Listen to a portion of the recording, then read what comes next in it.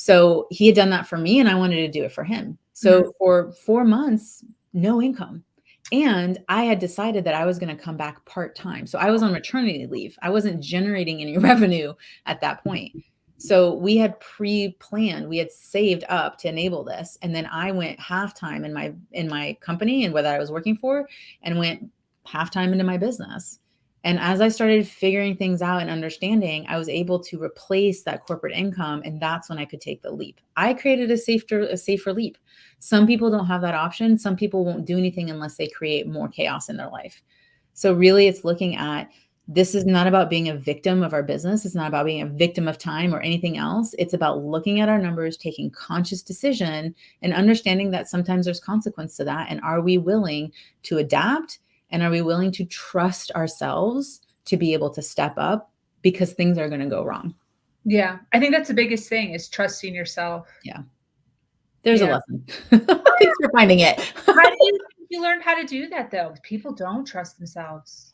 I think it had to do from probably what I share in a keynote, that one of my stories is, I was at a school that I'd been going through since I was 3 years old. I was like the 5th grade.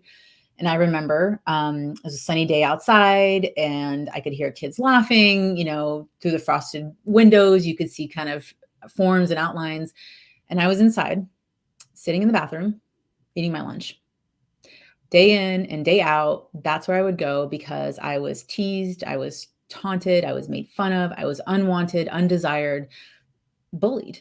Right? There was no safe place for me to go other than to eat lunch in the bathroom.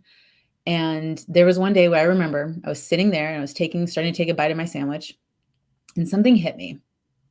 And I kind of looked up. You were in 5th grade. This happened when you were in 5th grade. Okay. 5th grade. So this had been happening like for all the years before, but it really started culminating here and it didn't stop. I'm not going to pretend that everything solved itself. But I remember looking outside and going, this can't be it. This cannot be what life will always be like. I refuse. This is not the path I'm walking. Now, I didn't know how it was going to change. I didn't know what was going to be needed of me, but I knew I could have more. And that knowing, every entrepreneur has.